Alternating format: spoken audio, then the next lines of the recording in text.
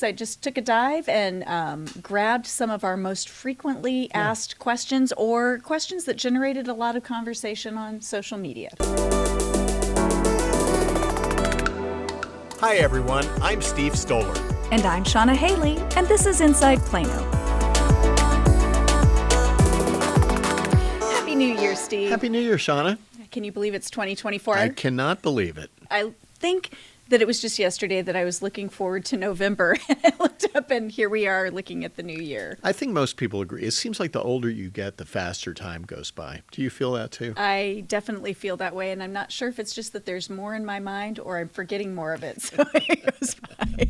You know, speaking of forgetting things, a lot did happen last year, and if you and I are having a hard time staying on top of things, it's a good chance that our listeners are not staying on top of all of the changes and answers and questions and all kinds of things that are happening throughout the year.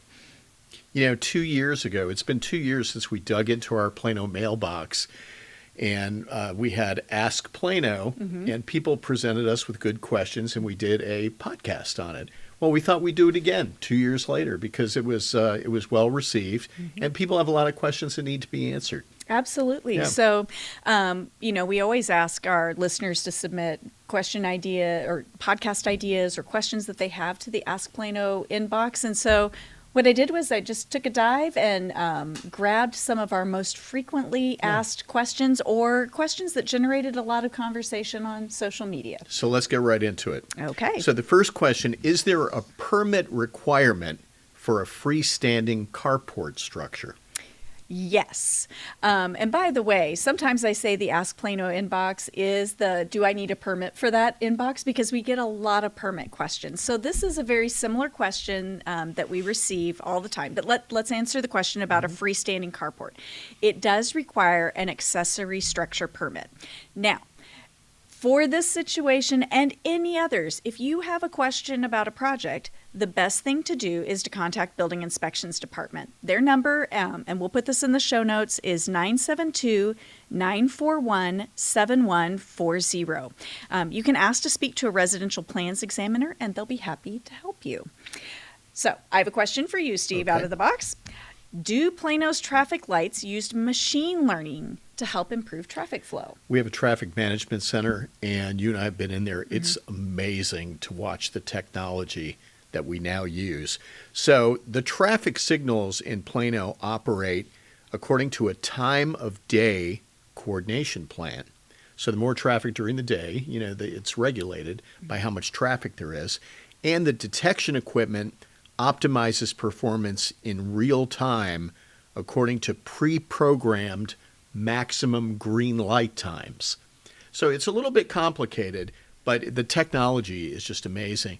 We have devices on the traffic lights that actually detect the motion of the cars that are approaching the intersections, and lights can be coordinated based on that detection equipment.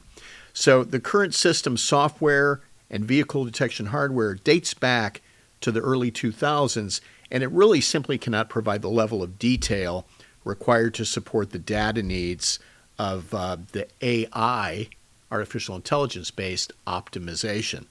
So we're in the process right now of upgrading all of our signal equipment, including the controller software, hardware, and the detection equipment I mentioned, which will support future implementation of optimization technology, potentially including artificial intelligence and machine learning. So we've come so far where we're at, but technology is changing so rapidly, there's a lot more change to come in the next few years. Well, and I would remind everybody that if you didn't listen to it, we did a great episode, few episodes back, right, with our traffic engineering team, and we were inside that traffic management That's right. center. So the next one applies to me. I'm a homeowner. I didn't write the question, but there must be a lot of people who are wondering the same thing. I'm a homeowner. Right. I just turned 65. How do I get my 65 and older property tax exemption? Absolutely. So particularly during budget season, so during the summertime when we're talking about the city budget, and when you get those estimated property tax statements or your property taxes due, we spend a lot of time talking about all of the exemptions that are available to you. So you have your homestead exemption, we have the over 65 tax freeze, and we also have an additional over 65 tax exemption. So the over 65 tax freeze, what you need to do, and of course you can always contact the city and we'll remind you of this, but you need to contact the County Central Appraisal District. Now, most of Plano, as you know, is in Collin County, Steve, but portions of it, particularly in the far northwest, are actually in Denton County. So we'll put links to both of those counties and the actual exemption page for you, but you'll contact them, you'll file the paperwork, and your freeze will be in place. I know what you're thinking. I don't look a day over 64. I would say you don't look a day over 60. All right. So we've started getting this question quite a bit. How can I email planning and zoning commissioners? Yeah, well, that's an easy answer. So you can contact the Planning and Zoning Commission by emailing pzcomments@plano.gov. pzcomments@plano.gov. Here's another one. Where can I request public information from the city of Plano? Oh, that's a great question, and the city makes it very, very easy. We have a portal that you can submit public information requests through. So that's online at plano.gov/open records. Now, Steve, let's go back to planning and zoning. How can I stay up to date with all of the zoning changes that are happening in the city? Our planning department has a zoning tool, we call it, and it is amazing and super easy to use. So you can sign up to receive alerts from the city when a zoning change is requested in your area. All you have to do is provide your name and email address. You choose the Plano zip codes where you want to receive zoning alerts, and the alert email is sent to you twice a month if a new zoning case is submitted in the zip code that you signed up to receive the alerts for. You get alerts for as many zip codes as you want, and the emails include the case number, a brief description of the zoning case, the location, the expected Planning and Zoning Commission meeting date, the expected City Council meeting date, and the Planning Department contact if you have any questions. You can sign up to receive these alerts at share.plano.gov/zoning-case-alert. I'll say that one more time. share.plano.gov/zoning-case-alert. And it'll be in the show notes, Yeah. of course. So here's one that we get a lot of questions on because Parker Road is a pretty common thoroughfare for people to go east-west in the city. What the heck is happening on Parker Road? Yeah. You drive Parker Road all the time. I do too. It's my main route to come to downtown to work. A lot of construction is happening there. So let's just get it out there. Several improvements are planned for Parker Road. It is a highly traveled road. Some portions of this road, Steve, are more than 40 years old. So they're aging roads. And although we're doing the most cost-effective and least disruptive approach possible, your commute time is probably going to be impacted. And if we had a message for you, it would be find a different route if you can. I mean, that's really the best solution. Try to avoid Parker Road while work is underway. So once it's complete, it'll have a second life. The road will be reborn, so to speak, and drivers can expect a much smoother ride. Work is including pavement repairs, water line replacements, and asphalt overlays. There have also been some side projects that are impacting lanes at times, like screening wall replacements and things like that, and those have been synced up so that it's more cost effective to do the work all at one time. All of the work on this road is expected to be completed by the end of 2025. And I personally am really looking forward to the asphalt overlays because those have been fantastic. And there are already some on Parker Road going west. Yes. It's pretty great. And we have so many east-west thoroughfare routes. Right. You can take Spring Creek Parkway. I take Park Boulevard. Yep. Or if you can go down even further to the south, you can go 15th Street, you go Plano Parkway. So it's best to avoid that area. It's still passable, but it's best to avoid it when there's construction ongoing. For sure. Well, speaking of construction, Steve, why does it seem like there's construction happening everywhere in the city right now? You're not wrong, Shauna. The city has placed an emphasis on increasing capacity for capital improvement projects. So due to the increasing dedicated staff and project funding, we're now addressing almost 3 times the workload as in previous years. So as a result, we're moving through that project workload much faster. Many of our roads and other infrastructure items like water and sewer lines are between 25 and 50 years old. Yeah. So, I know it's sometimes inconvenience for people who are driving around town to see all this construction, but the thing is, we are addressing it. There is a light at the end of the tunnel, and we're making things better for the future. Yeah. And honestly, not all the cities in this area do that in a timely manner like the city of Plano does. And I think when you talk about timely manner, I think back to our conversation with Dan Prendergast and Carrie Jones, and they talked about the importance of addressing maintenance before roads fell into such disrepair that the road actually would have to be replaced, because that is significantly more expensive. So although it feels like a lot of construction, it's taking care of roads before they're at the point where we have to do far more disruptive full rebuilds. We certainly don't want to be in that situation. You're on Nextdoor. Oh, yeah. I'm on Nextdoor, and I have notifications set up. It seems like all day I get these notifications about lost and found pets. True. Right? So a question that we get is, what can be done to help reunite pets with their owners? Yep. You own pets, I own pets. I get worried about my pets getting out, and despite your best efforts, it can happen. So 2 things are really important. First, you need to visit any shelter that your pet could have possibly been taken to. And, we're surrounded by other cities. And if you live, I would say within 4 to 5 miles of the city border, that's not impossible for your pet to go across the city line. So it's very, very important that you actually visit the shelters for those surrounding cities. You'll want to check them in person, as I said, because you're the only one who can really identify your lost pet. Animal services staff can't provide information over the phone about animals that are being held for being found at large, which means, kind of roaming around. So you got to go in person. Secondly, if you don't know about this, you'll want to go to Plano Animal Shelter's page on our website and check the virtual lost and found map to see if somebody has found a pet or found your pet and reported it to the city. They can do that by they're taking care of the animal at their home, and they've just marked it on the map, or they've marked that it was found and then it was taken on to the shelter. If you don't find a matching found report, you're going to need to submit a lost pet. Hey, I lost my pet and this is where they went missing. And it's really helpful if you include a picture of your pet, because that helps match up, what you might have found. That map is updated once a day, and that's done Monday through Friday. All right, speaking of construction, but not roads, what is happening at Jack Carter Park?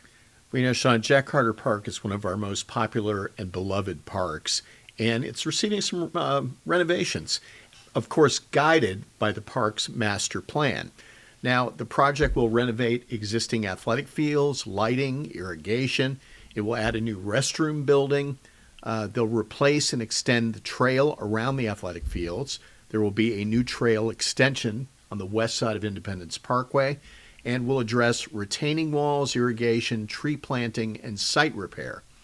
The rehabilitation project will actually happen after that maintenance shop that used to be in the park was removed. And what it'll do is it'll expand the usable space for Jack Carter Park.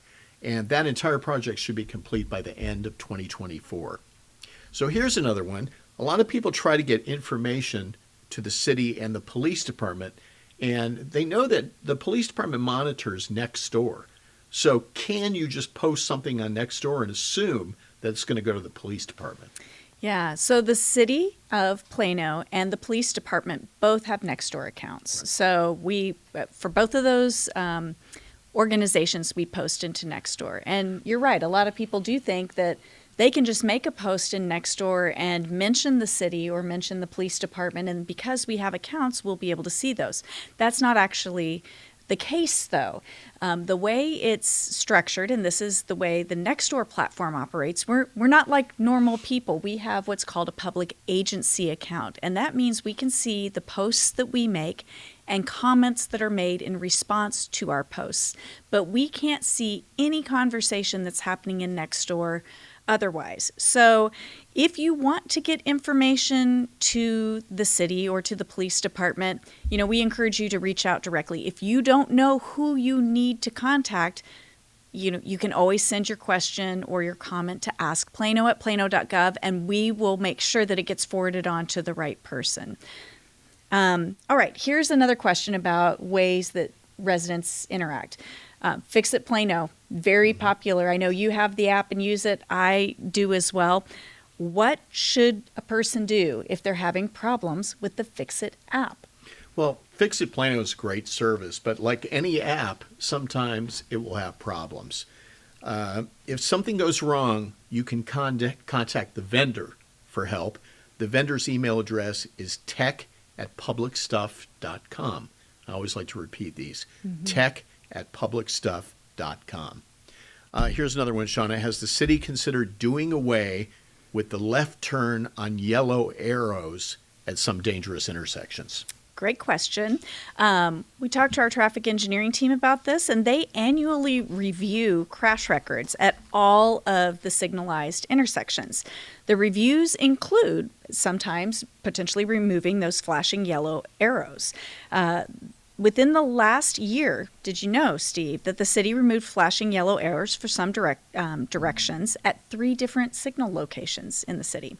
We'll get the 2023 crash data sometime early this year, and so that process will begin at that point.